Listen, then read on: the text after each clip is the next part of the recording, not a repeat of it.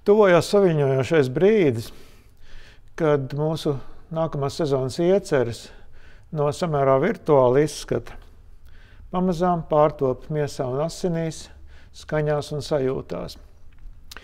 Šogad tāds īpašs gadījums, kad mums ir iespēja atklāt savu sezonu 3 reizes. Kā tas ir iespējams?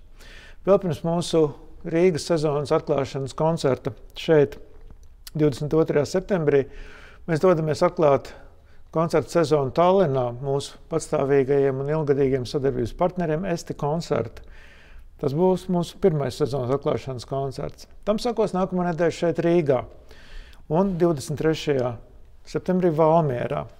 Tātad šie 3 ir mūsu pirmais iznāciens šogad, mūsu septembra sezonas sākums. Kopā ar mums būs Ksenija Sidorova. Ar jaunu viņai veltītu skaņdarbu Sergeja Hūnova, speciāli veltītu darbu, kam sekos arī kompaktdiska ieraksts, un te man jāpiebilst, ka vispār šajā sezonā mums ir daudz šī te it kā publikai neredzamā mūsu darba daļa, dažādi ieraksti, pirmajā pusgadā vien 4, ar ļoti dažādu repertāru, dažādiem lieliskiem solistiem, priekš dažādiem muzikas izdevējiem. Tā ir mūsu svarīga darba daļa, kas ļauj orķestrim parādīties pasaulē, arī tajās vietās, kur mēs fiziski aizbraukt pagaidām nevaram, ja tas varbūt dažādi iemesli dēļ nav iespējams, bet katrā ziņā mūsu veiktie ieskaņojumi dzīvo, cerams pārdzīvos mūs un būs veiksmīgi un nesīs mūsu vārdu un labas muzikas ziņu tālāk pasaulē. Nākamā programma ir kamermuzikas festivāls, jau rudenī tradicionāls koncertu cikls, kurā šogad piedalīsies diriģents no Vācijas Klemens Šulcs, violnieks, kas sajūtas diriģēšanas valdzinājumu un nomainīs violas lociņu un lielisko instrumentu pret diriģenta zizli. Bijis Minhenes kamerorķestra mākslinieckais vadītājs, pat labam viņa dzīves un darba vieta ir Ontārio štatā, Ontārio simfoniskā orķestra mākslinieckā vadītāja amatā. Šeit es gribētu pieminēt, kad ārkārtīgi interesanto ļoti slavsku dubultu koncertu obojai un arfai, kāds neparasts salikums, atskaņos mūsu solisti, instrumentālisti Egils Upatnieks un Ieva Šablauska duets, kurš ir virtuozs, zinošs, saprotošs. Ļoti slavska muzika tiešām neskan Rīgā pārāk bieži. Mēs gribējām izmantot šo iespēju, nospēlēt šo lielisko darbu, kas ir pilns ar izdomu, asprātību, humoru, grotesku un lieliskiem kompozicionāliem paņēmieniem un atradumiem. Novembra sākumā mums pievienojās taustiņa instrumentāliste Ieva Salieta, un mēs vispār šajā sezonā mazliet gribam saprast, kas notiek dažādos taustiņa instrumentos. Tātad akordeons sezonas atklāšanā, klavesīns novembrī.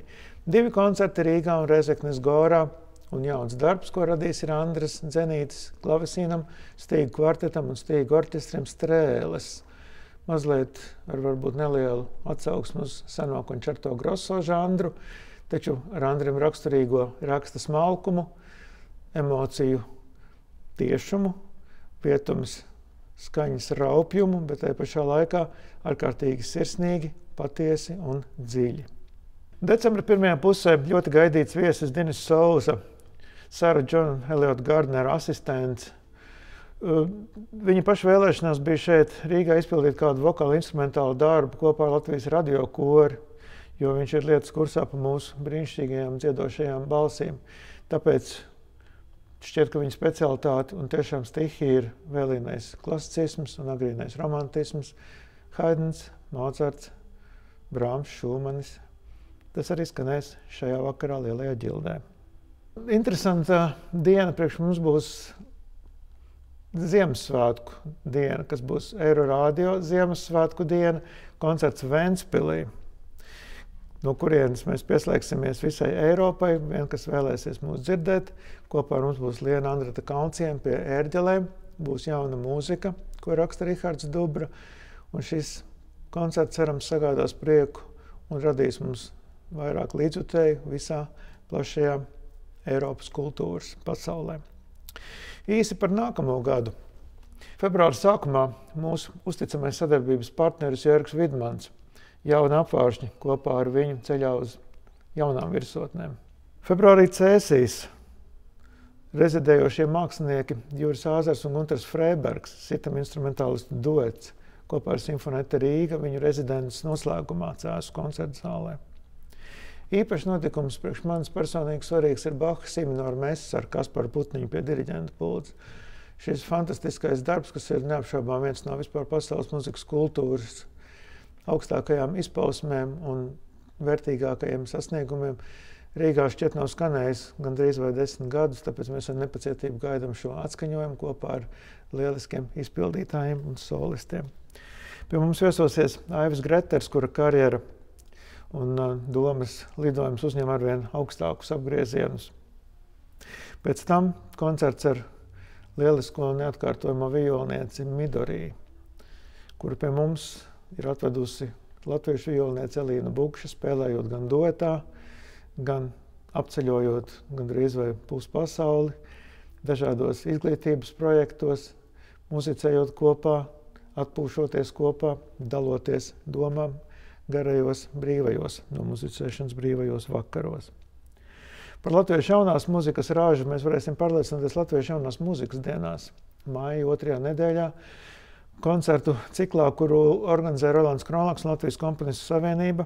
Protams, jauna latviešu mūzika, jauni vārdi, varbūt mazliet pat piemirsti vārdi, komponisti, kas dzīvo ārpus Latvijas, bet joprojām noteikti ir latviešu komponisti. Sezonas noslēgums māja beigās kopā ar altistu Maksimu Risānovu. Tāds, zīmējot ļoti plašu loku, ir mūsu šis te sezonas lidojums. Kā jau teicu, ne viss ir šeit redzams publikai, vēl ir vairāki braucieni, vairāki ieraksti. Bet te pašā laikā gaidām uz tikšanos mūsu uzticamos klausītājus.